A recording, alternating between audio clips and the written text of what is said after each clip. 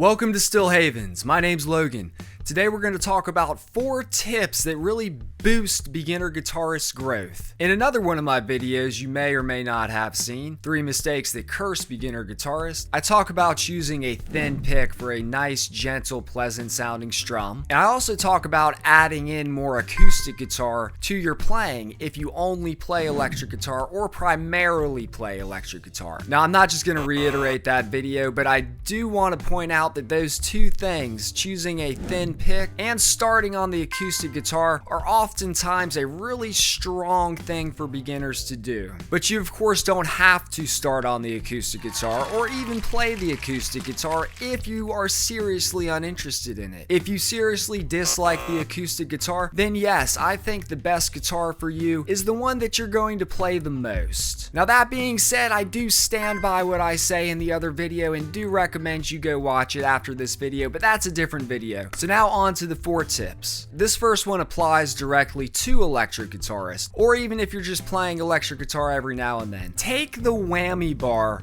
off of the entry-level Stratocaster that you may or may not have. Now the whammy bar, also known as the tremolo arm or vibrato bar, is a lot of fun. And despite its name tremolo arm, the effect it's actually producing is vibrato by rapidly changing the pitch of the strings. Like I said, these are a lot of fun to use, but on these entry-level Stratocasters and Strat copies and whatnot, they really just throw the guitar way out of tune. Now of course, just playing the guitar normally and bending strings normally and all that alone will put the guitar out of tune, of course. But that whammy bar really accelerates things. These whammy bars are really only a hindrance to beginners. They just throw the damn thing out of tune. The entry-level Stratocasters and Strat copies that a lot of people go for, they play well enough most of the time. The electronics often aren't great, but are not so bad. But the ones that come equipped with these floating bridge systems that have these tremolo arms, that floating bridge system on these entry-level guitars,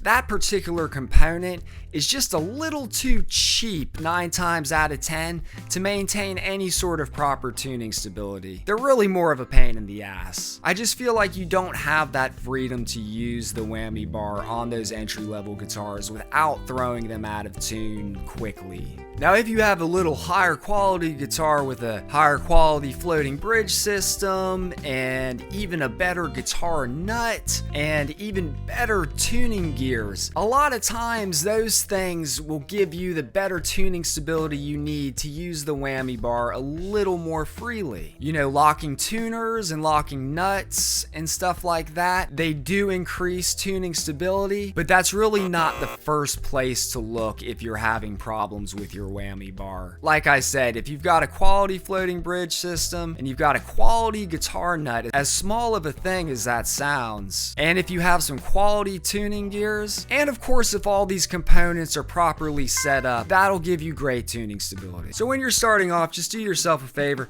unscrew this thing, just get it out of the equation for now, come back to it at another time. Right now, it's just a hindrance on these cheap Strats, man. And again, not to say these are bad guitars. If you're going to go electric and not acoustic at first and you're dead set on electric, I'd say hell, go for a Stratocaster or a Strat copy, tried and true. Here's a 1993 Peavey Predator, for example, that I borrowed from the studio I work at. I mean, this thing is cheap. I don't want to call it a piece of junk, but it kind of almost is. But I love it. I love how it plays. The neck on it is great. One of my bosses let me borrow it because he knows it's a piece of shit and he doesn't care. But I love it and I love playing it. And like I said, that is important. Now, tip number 2 is to practice standing up some of the time. This is something I've heard other YouTube guitarists talking about recently as well. And I think it's a good point. And yes, I'm also going to talk about it right now. Lots of players can hardly play standing up because they're so used to playing sitting down. This is a bad habit that could take a long time to fix, so it's best to just avoid it early on. Get an inexpensive guitar strap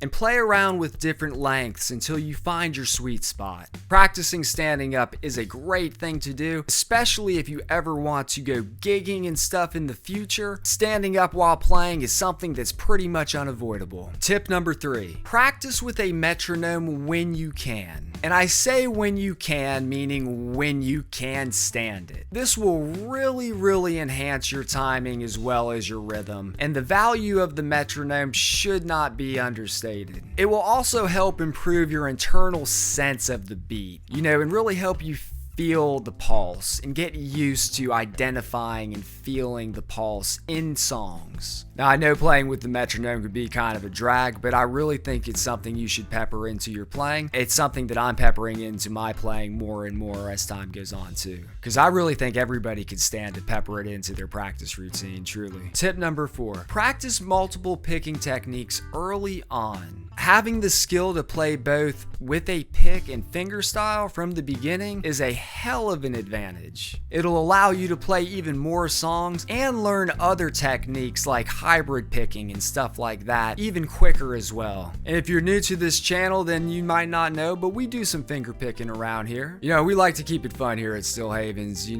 learn something but still have a good time and stuff. Man, I get goofy as hell. We've got some crazy stuff on this channel. You should check out our 600 subscriber special video, The Stilling. It's like 22 minutes long. It's all chaptered out so you could skip sections you don't like and stuff, but I don't know, it's kind of crazy as hell, so check it out. Also, we'll be doing more of this radio room stuff, which I love, and we will of course be doing more fingerstyle video lessons as well too, and other guitar lessons as well. And please, always feel free to let me know in the comments what kind of videos you want. If there's something that you really want discussed, or a fingerstyle lesson or guitar lesson in general you really want discussed or looked at, let me know. Hey, drop it in the comments. We even have an email address at our homepage. You can send me an email. I'm like the caretaker here at Still Havens. I stay accessible. Now, I could go on and on about guitar tips. There are so many, and I'll definitely be making some more videos. But let me know in the comments some of your favorite guitar tips. I'd really love to hear them. There's, like I said, so many out there. Also, I'd love to hear what your favorite guitar is. Music talk is fun. We really appreciate you here at Still Havens. Like I said, my name's Logan. Please give this video a like if you found it useful and enjoyed it, and consider subscribing if you like these kind of videos and are interested in some fingerstyle guitar stuff, and like I said, just some other guitar lesson stuff in general, and of course tons and tons of music talk, tons of connecting with each other. It's a community, and we're super happy you're here. Thank you so much for tuning in. Until next time.